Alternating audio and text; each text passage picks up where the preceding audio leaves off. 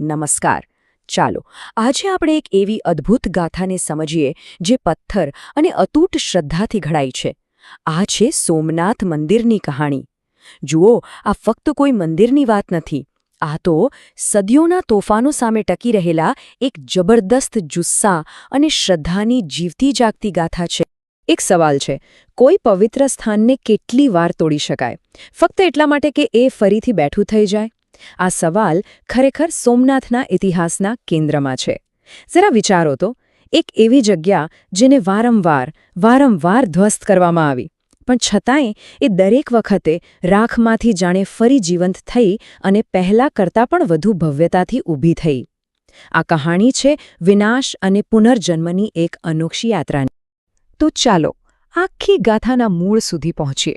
આની શરૂઆત થાય છે છેક પૌરાણિક કાળથી, એક એવી કથાથી જ્યાં ચંદ્રદેવ એટલે કે સોમ પોતે જોડાયેલા છે, અને આ જ કથા આ મંદિરના દિવ્ય મૂળનો પાયો છે.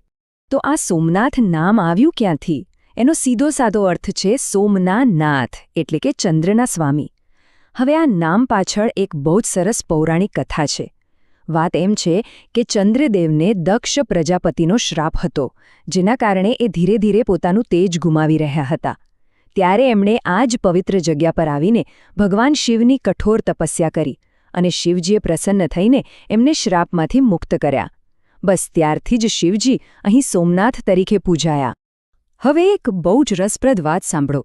આપણા પ્રાચીન ગ્રંથો શું કહે છે ખબર છે? કે આ મંદિર એકવાર નહીં પણ 4 અલગ અલગ યુગોમાં બન્યું છે. સત્યયુગમાં રાજા સોમરાજે એને સોનાથી બનાવડાવ્યો. પછી ત્રેતાયુગ આવ્યો ત્યારે રાવણે ચાંદીથી બનાવ્યું. દ્વાપરયુગમાં ભગવાન શ્રીકૃષ્ણએ લાકડાનો ઉપયોગ કર્યો. અને છેલ્લે કળયુગમાં રાજા ભીમદેવે પથ્થરમાંથી એનું નિર્માણ કરાવ્યું. વિચાર તો કરો, દરેક યુગમાં અલગ સામગ્રી. આ જે શ્રદ્ધા છે ને, એને એક પ્રાચીન સંસ્કૃત શ્લોકમાં બહુ સુંદર રીતે વર્ણવી છે. સૌરાષ્ટ્ર દેશે વિશદે અતિરમ્ય જ્યોતિર્મયમ ચંદ્રકલાવતંસમ ભક્તિપ્રદાનાય કૃપાવતીર્ણમ તમ સોમનાથમ શરણમ પ્રપદ્યે. એનો ભાવ શું છે? કે સૌરાષ્ટ્રના આ સુંદર પ્રદેશમાં જે ચંદ્રની કળાથી શોભતા જ્યોતિર્મય શિવ બિરાજે છે, જે ભક્તિ આપવા માટે જ કૃપા કરીને અહીં અવતર્યા છે, એ સોમનાથના શરણમાં હું જાઉં છું. કેટલી સુંદર અભિવ્યક્તિ છે. પણ હવે આપણે ઇતિહાસના એ પાના પર આવીએ છીએ જ્યાંથી એક લાંબા અને પીડાદાયક દોરની શરૂઆત થાય છે. આ છે વિનાશ અને પ્રતિકારના એક અતૂટ ચક્રની કહાણી. આ સમયરેખા જુઓ, એક પછી એક હુમલા.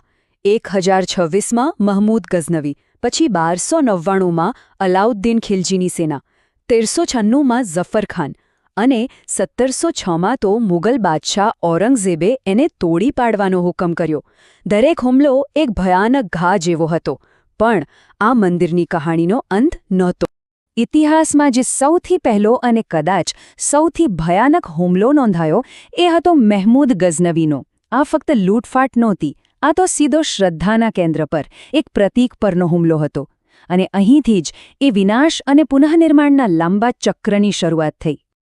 પણ જેમ મેં કહ્યું, વાર્તા અહીં પૂરી નથી થતી, કારણ કે દરેક વિનાશનો જવાબ મળ્યો પુનર્નિર્માણના એક મક્કમ સંકલ્પ સાથે. આક્રમણકારો મંદિરના પથ્થરો તોડી શક્યા, પણ લોકોના મનમાં રહેલી શ્રદ્ધાને નહીં.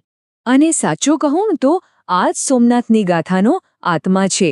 વિનાશના દરેક પ્રયાસની સામે પુનર્જન્મનો એક એવો જુસ્સો હતો જે ક્યારેય તૂટ્યો નહીં. આ પેટર્ન જુઓ, એકદમ સ્પષ્ટ છે. એક તરફ આક્રમણ તો બીજી તરફ પુનર્નિર્માણ. ગઝનવીએ તોડ્યું તો રાજા ભીમદેવ અને રાજા ભોજે ફરી બનાવ્યું. ખિલજીએ ધ્વસ્ત કર્યું તો સોરઠના રાજા મહિપાલદેવે ફરી ઊભું કર્યું. ઔરંગઝેબે હુકમ કર્યો તો મહારાણી અહિલ્યાબાઈ હોલકરે એનો જીર્ણોદ્ધાર કરાવ્યો. આ સિલસિલો ચાલતો જ રહ્યો. અને આ શ્રદ્ધાનું સ્તર કેવું હશે એનો અંદાજ માત્ર આ એક આંકડા પરથી લગાવી શકાય છે. 1000.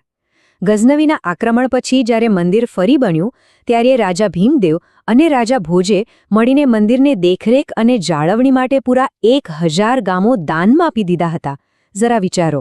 પણ આપણે એ અસંખ્ય રક્ષકોને ક્યારેય ન ભૂલવા જોઈએ જેમના નામ કદાચ ઇતિહાસના પાનામાં નથી.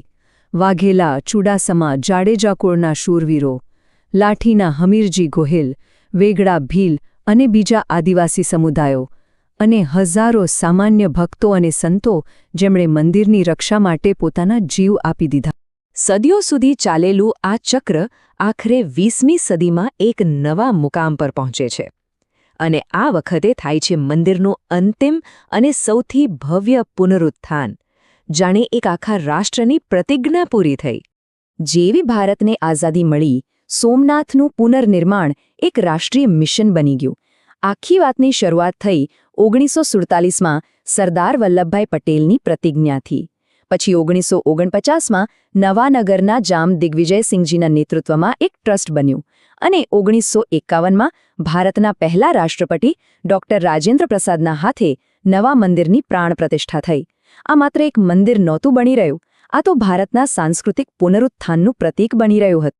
અને આ છેલ્લા અધ્યાયમાં એક નામ ખાસ યાદ રાખવા જેવું છે, નવાનગરના મહારાજા જામ દિગ્વિજયસિંહજી.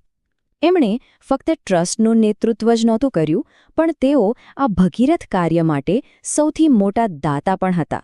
તો આટલી લાંબી, આટલી અવિશ્વસનીય યાત્રા પછી આજે આ ભવ્ય મંદિર આપણને શું કહે છે? એ ખરેખર શેનું પ્રતીક છે? એ માત્ર એક પૂજાનું સ્થાન નથી, એનાથી ઘણું વધારે છે.